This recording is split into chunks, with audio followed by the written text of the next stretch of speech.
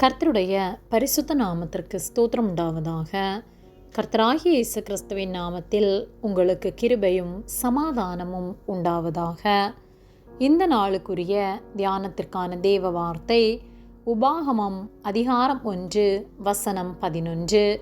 நீங்கள் இப்பொழுது இருக்கிறதை பார்க்கிலும் 1000 மடங்கு அதிகமாகும்படி உங்கள் பிதாக்களின் தேவனாகிய கர்த்தர் உங்களுக்கு சொல்லியபடியே உங்களை ஆசீர்வதிப்பாராக. பிரியமானவர்களே, கர்த்தருடைய பிள்ளைகளாகிய நாம் கர்த்தருக்கேற்ற வழிகளில் உண்மை உள்ளவர்களாய் ஆவிக்குரிய காரியங்களுக்கு அதிக முக்கியத்துவம் கொடுத்து அவர் விரும்புகிற வாழ்க்கை நாம் வாழ வேண்டும். உபாகமம் 1:11 நீங்கள் இப்பொழுது இருக்கிறதை பார்க்கிலும் 1000 மடங்கு அதிகமாகும்படி உங்கள் பிதாக்களின் தேவனாகிய கர்த்தர் உங்களுக்கு சொல்லியபடியே உங்களை ஆசீர்வதிப்பாராக என்று சொல்லப்பட்டுள்ளது.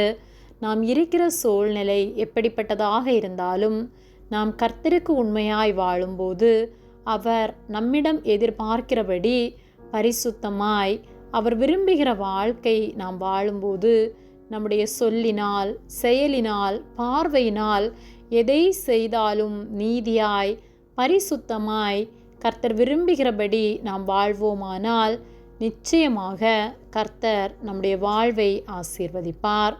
ஆசீர்வாதம் என்றால் செல்வம் நிறைந்த வாழ்வு அல்ல, சமாதானமுள்ள வாழ்வு. அநேக உலக மனிதர்களை பார்க்கும்போது கோடீஸ்வரர்களாய் இருக்கிறார்கள். ஆனால் அவர்களுடைய வாழ்க்கையில் சமாதானம் இல்லாதபடிக்கு சமாதானத்தை தேடி அலைந்து கொண்டிருக்கிறார்கள். ஒருவேளை நம்மிடம் ஒன்றுமில்லாத சூழ்நிலையில் அடுத்த வேளை காரியங்களுக்கு என்ன செய்வோம் என்பதை அறியாதவர்களாக இருக்கலாம். நாளைய தினத்தை குறித்து கவலைப்படாதே என்று கர்த்தர் சொல்லுகிறார். கவலைப்படாதே என்று சொல்லுகிறவர் நமக்கான ஆசீர்வாதத்தை நிச்சயமாக வைத்திருப்பார். அதை சுதந்திரித்து கொள்ள நாம் விசுவாசம் உள்ளவர்களாய் கர்த்தரை சார்ந்து வாழ்வோம். ஆகவே ஆசீர்வாதம் என்பது பணத்தை சார்ந்தோ செல்வத்தை சார்ந்தோ அல்ல, சமாதானமுள்ள வாழ்வு. ஒன்றுமில்லை என்றாலும் அதில் ஒரு மன நிறைவோடு சமாதானத்தோடு வாழத்தக்கதான சூழ்நிலைகளை கர்த்தர் தருவார். உலக பிரகாரமான காரியங்களில் மட்டுமல்ல, ஆவிக்குரிய காரியங்களிலும் நாம் அதிகமாக வளர கர்த்தர் நம்மை ஆசீர்வதிப்பார். நம்முடைய இருதயம் அவரையே சார்ந்து முழு இருதயத்தோடு அவரை பற்றி கொண்டு நாம் அவருக்குரிய காரியங்களை, பரலோக ராஜ்யத்தை சுதந்திரித்து கொள்ளத்தக்கதான காரியங்களை நாம் செய்யும்போது நம்முடைய இருதயத்தில் எந்த கள்ள கபடமும் இல்லாமல் பரிசுத்த இருதயத்தோடு அவரை நாம் தேடும்போது பிறரை குறித்து புறம் கூறாமல், பரிகசிக்காமல், அவமதிக்காமல், பிறரை நிந்திக்காமல் எல்லாவற்றிலும் நாம் பரிசுத்தத்தோடும் சுத்த இருதயத்தோடும் நாம் வாழும்போது நம்முடைய வாழ்வு மிகவும் ஆசீர்வாதம் உள்ளதாயிருக்கும். ஆகவே நாம் மனிதன் சொல்லுகிற பிரகாரமாக அல்ல, கர்த்தருக்கு பயந்து கர்த்தர் என்ன சொல்லுகிறாரோ அதை நாம் நிறைவேற்றுவோமானால் மனிதன் மேன்மைப்படுத்தும் வகையில் கர்த்தர் நிச்சயமாக நம்மை ஆசீர்வதிப்பார். ஆகவே துவண்டு போகாமல், கலங்கி நிற்காமல் கர்த்தருக்கு உண்மையாய் வாழ்வோம்.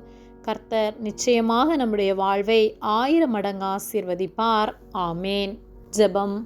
எங்களை அதிகமாக நேசித்து வழிநடத்தி வருகிற எங்கள் அன்பின் பரிசுத்த பிதாவே, இந்த நாளை காணவும் உம்முடைய சத்திய வார்த்தைகளை தியானிக்கவும் நீர் எங்களுக்கு தந்த இந்த கிருபைகளுக்காக நாங்கள் உமக்கு நன்றி செலுத்துகின்றோம்.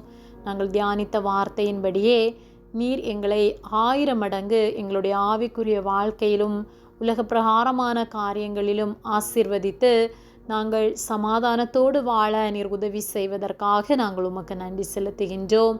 தேவையோடு பிரச்சனைகளோடு இருக்கிற ஒவ்வொருவரையும் கர்த்தர் சந்திக்கும்படியாய், விடுவிக்கும்படியாய் ஜெபிக்கின்றோம். ஒவ்வொருவரையும் கர்த்தர் பாதுகாத்து வழி நடத்தும்படியாய் ஜெபிக்கின்றோம். இயேசுவின் நாமத்தில் ஜெபிக்கின்றோம் பிதாவே. ஆமேன். கர்த்தர் உங்களை ஆசீர்வதிப்பாராக.